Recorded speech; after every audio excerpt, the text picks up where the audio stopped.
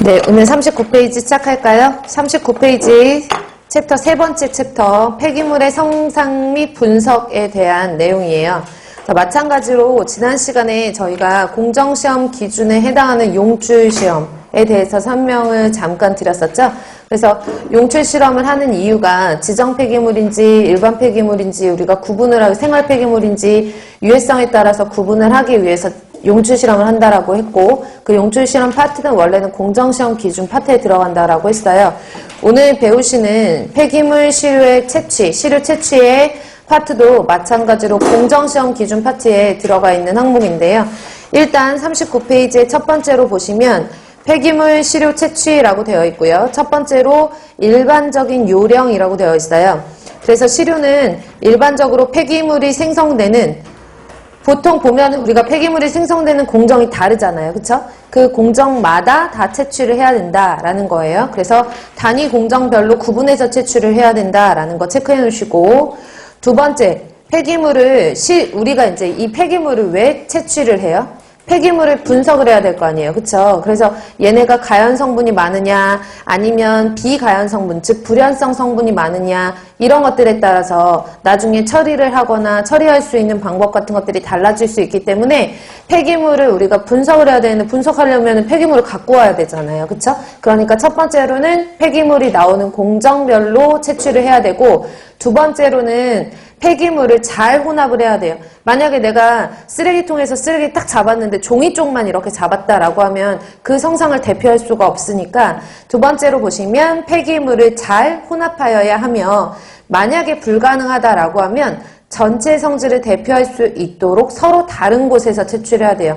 그래서 한쪽에서 어느 정도 일정 양을 채취했으면 다른 쪽에서도 일정 양을 채취하고, 또 다른 쪽에서도 일정 양을 채취해서 얘네들이 막 뒤섞은 다음에 혼합한다. 일부분.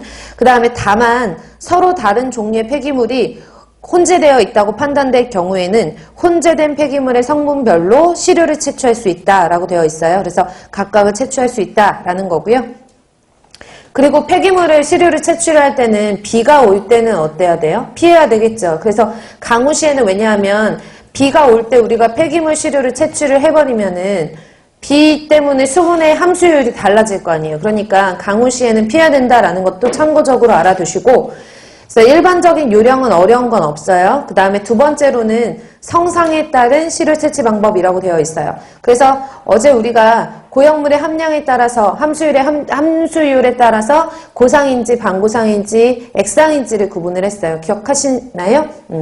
그래서 고형물이 5% 미만이다라고 하면 액상 폐기물이라고 했고, 5%에서 15%는 반고상 폐기물, 15% 이상은 고상 폐기물이라고 했었거든요. 그러면 고상 혼합물 시료를 채취를 할 때 적당한 채취 도구를 사용을 하며 한 번에 일정량씩 채취를 해야 된다라고 되어 있고요. 두 번째로 액상 혼합물 같은 경우에는 이렇게 건져가지고 우리가 채취를 할 수가 없잖아요. 그러니까 원칙적으로 최종 지점에서 떨어지는 그 낙하 지점에서 흐르는 도중에 채취를 한다라고 되어 있어요. 그리고 만일 이 액상 혼합물이 용기에 들어가 있을 경우에는 잘 흔들어서 혼합한 다음에 균일한 상태로 만든 후에 채취를 한다. 기본적으로 일반적 요령과 같은 맥락이라고 보시면 되고요.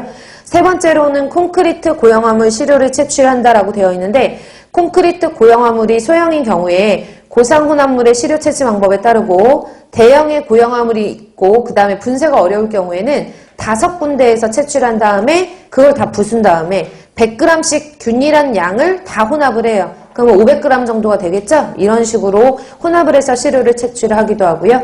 폐기물 소각시설에 가면은 소각제가 나오는데, 그 소각제는 시료를 어떻게 채취를 하느냐? 연소실 바닥을 통해 배출되는 바닥제와 폐열 보일러 및 대기오염 방지 시설을 통해 배출되는 비산제 채취에 이 법이 적용이 되고요. 두 번째로 보시면 공정상 비산 방지나 냉각을 목적으로 소각제 물을 분사하는 경우를 제외하고는 가급적 줄칠게요. 물을 분사하기 전에 시료를 채취를 해야 돼요. 그래야지 소각제의 성상이 변하지 않고요. 다만 부득이하게 수분이 함유된 상태에서 시료를 채취할 경우에는 가능한 한 수분 함량이 어떻게? 적게. 그러니까 소각제 같은 경우에는 난리니까 이런 것들이 물을 많이 뿌리는데 그럼 물을 뿌리기 전에 채취를 해야지 성상들을 우리가 정확하게 분석을 할 수가 있다라는 얘기예요. 그래서 성상에 따라서 시료를 채취하는 방법 중에서는 거의 대부분이 일반적인 요령과 동일하죠. 그쵸? 혼합해가지고 채취를 해야 된다. 액상일 경우에는 흐르는 도중에 낙하구에서 흐르는 도중에 채취를 해야 된다. 그리고 만약에 혼합이 어려울 경우에는 여러 군데서 채취를 해서 얘네들을 균등하게 혼합한다. 뭐 이런 식으로 보시면 되죠. 소각제 같은 경우는 물 뿌리기 전에 우리가 채취를 한다라고 보시면 돼요. 3번에 볼게요. 시료의 양은 시료를 채취할 때에는 한 번 채취할 때 체크할게요. 100g 이상 채취를 해요. 1회에 몇 g 이상? 100g 이상 채취를 하고요. 다만 소각제의 경우에는 한 번에 500g 이상. 그래서 시험 문제에 이제 기사나 산업기사 문제에도 출제가 됐었던 적이 많고요. 그리고 연구사 시험 문제 같은 경우에는 일단 공정시험 파트이기 때문에 연구사 시험 문제에서는 기사 시험 문제 자주 출제 나오는 것도 보셔야 되거든요. 그래서 소각제는 500g 이상, 일반적인 폐기물은 100g 이상으로 채취한다라는 거.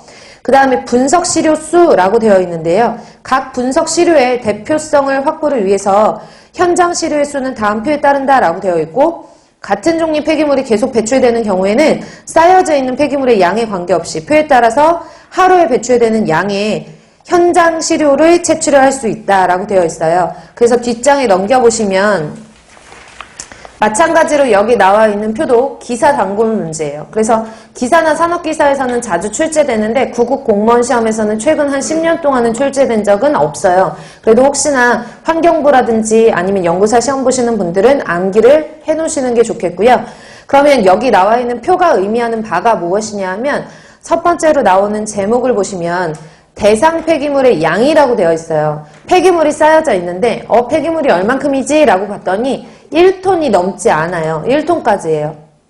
이해 가세요? 그러면은 거기서 시료를 우리가 최소로 채취를 할 때 최소한 1톤이 넘지 않는다라는 그 폐기물의 양이 6군데에서 채취를 하라는 얘기예요. 이해 가세요? 그럼 폐기물의 양이 1톤은 넘어가고 5톤은 넘지 않는데요.